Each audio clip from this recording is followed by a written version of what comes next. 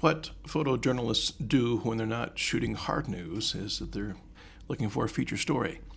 In fact, their feature products probably outweigh their hard news products by a great margin that way, because there's always a story out there to tell. So for this week, you have an assignment to shoot a feature, and that'll be a series with a variety of shots that goes through and tells a story.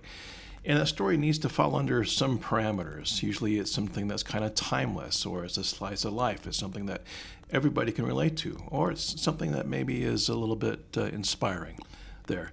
And it's up to you as a photojournalist to go through and create that photographically to give us a sense of all of those aspects there. So I'm going to show you a take that I took just last week, in fact. My daughter just went to basic training, and before she took off to Fort Sill, Oklahoma, we had a chance to go out to this beautiful desert that you're seeing in this image. This is out by Snow Canyon, and do her favorite thing, and that is to go horseback riding. She has she's had a couple of horses, has one now that she has broken and trained, so this was just a little bit of a feature story that I shot with my iPhone of our morning in terms of getting the horses and saddling up and getting ready and riding out onto a spectacular backdrop of Snow Canyon a little bit after sunrise with a real cloudy sky. I mean, really, it was a shooter's paradise. I couldn't have asked for more. And the way this goes, and she's used to this, is I tell the story. I go through and shoot a feature of just about everything that we do. And then to add some contrast to the story, there's this. This is her with her unit getting ready for her shipper's brief and getting ready to send off. So there's a contrast within that. There's a story. There's lots of things happening within this that go through and create that idea of a feature story. There's some good subjects out there, and again, the photojournalist might come out in me and going through and suggesting what is it we're talking about here, because some of these might indeed feel exploitative, but it all depends on how you tell a story. Kids are always a great subject, just like my daughter, but even littler kids are a great subject because of their lack of inhibition, even while they're asleep. This is a great shot by Barbara Davidson, a story dealing with a number of families who live together, involved in an impoverished situation, but the kids seem to go through and make the best of that. This shot by Jean-Marc in Iraq tugs at the heartstrings. I could tell you the story, but it'll ruin the mood, and I'll get away from that. Other subjects. While this might seem completely counterintuitive, and I probably need to define this in terms of what trauma means, but here I'm talking about a fight for life.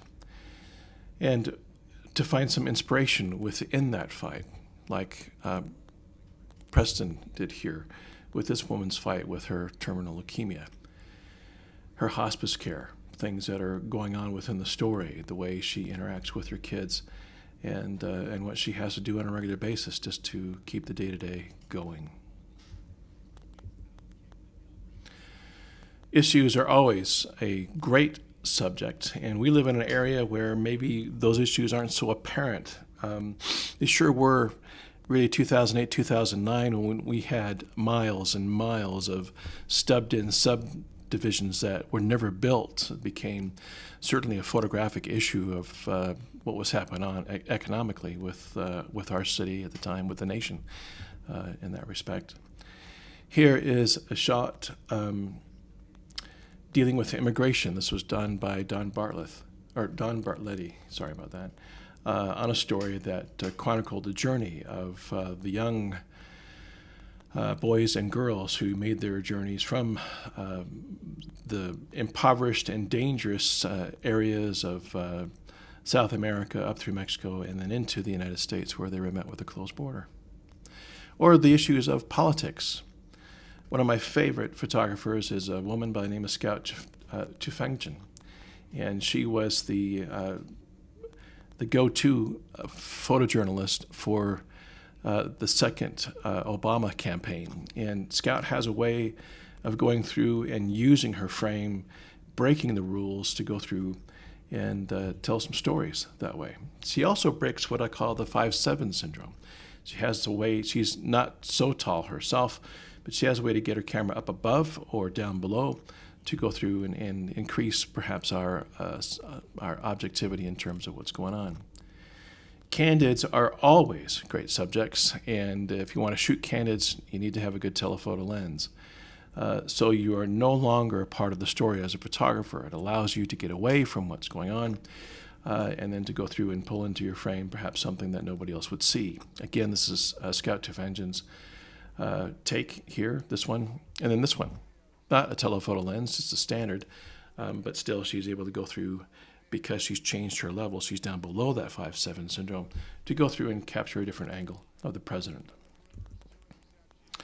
It helps to bring a fresh eye to whatever it is that you're doing, and that means that you understand context, which we've talked about a lot over the course of this semester, that you're able to switch out your angles, that you look at your situation from a point of view that your audience may not even anticipate, for that matter, and to get away from habituation. We have a tendency maybe to go to the same places all the time. Like, for example, if you're shooting a city council meeting and that was your weekly assignment for your local newspaper, we might become habituated to just be in the same spot, get the same photographs every time. Well, not too long ago, I was asked to go through and do a photo series on a place called the Mountain Meadow, and it's where the Mountain Meadow Massacre happened. It's just south of Enterprise, about 38 miles to the northwest of St. George. Years ago, I produced an award-winning documentary on the Mountain Meadow Massacre, and then later on I was asked to go through and produce a series of photographs for a radio show about the same thing. And I've been out to the Mountain Meadows hundreds of times over the last 30 years to go through and capture the context and feel the story. This last time, though, that I was out and shooting this, I decided to go through and shake up my angles, get away from my own habituation of being out there over and over and over again, and look at something a little bit differently. Get away from perhaps some of the stock shots and get my camera into a position that would just give us a different angle, a different perspective, like this one. When I was talking to the producer about the show of what we might experience out there, he said, I wonder, what if you were one of the men who were shot out there, and just before you died, what do you think the last thing you saw was? And that's what inspired this image. And really, I took my Canon with a wide-angle lens. I put on a self-timer there's a polarizer on there to get that gradiated sky. And I released the shutter. I placed the camera down inside the sagebrush, and I walked away and let the shutter click and picked it up. And this is what came up with that. Or this shot, a low shot, wide angle, of just the very tip of the rock cairn that is placed out there as a monument to those who died at the hands of the Mormon militia, those in the Fancher-Baker Party from Missouri and Arkansas. Interestingly enough, when I snapped this shot, just before I snapped it, a squirrel ran up on top of the top rock on top of the cairn there and did a little pose. So he photobombed my shot. Here's some compression using a little bit longer lens. Catches the atmosphere, able to go through and induce a real nice contrast here, or a different angle just even on the flagpole, and what that flag actually represents at a spot here where the nation's first domestic terrorism took place. Ironically, the date of that massacre was the 11th of September. So a few things to think about here in terms of shooting features. Look for stories that are people dense. I live in a city where they have a food truck Friday, every Friday, and it'd be a great place to go through and capture just the whole concept of food trucks and people eating and Friday evening activity, that kind of thing. That's what I mean by people dense. St. George has their first Friday that goes on. It would be a great place to go through and practice what's going on. Check out the classifieds. What kind of things are going on in terms of community activities or certain meetings or what might be happening? What kind of events are being advertised in the paper? What's local to your vicinity? In Washington County, it's coming off of August, they had Peach Days going on down there. That's a great local event to go through and do some type of a feature on that. Or to even get into extremes. And here, probably what comes to your mind is maybe extreme athleticism or extreme activities like mountain biking or rappelling or something. But there are other extremes out there as well. We are always interested to see how we are pushed societally within context that way. And given that, what about microcultures? We have to be careful here, okay, because we don't want to exploit a microculture just for the sake of telling the story. We need to find the story within that microculture. For example, if I were to go out to Colorado City and shoot a story just for the sake of exploiting women walking around in prairie dresses, that wouldn't be fair. If there's truly a human interest story happening within that, and I had their permission, and I was able to get involved and ask questions and spend more time to understand the story before I even released a shutter, then we're paying some justice to that microculture. Telephoto lenses, like I talked about before, help out in terms of creating features and as far as candids go. And the number one overarching quality to this isn't your camera. It's not the lens that you have. It's the light that you have that you're working with. Portraiture is some of the best feature material out there, just in shooting the human face. And what that means, that's something we'll be getting into here in a couple of weeks. Thanks for watching.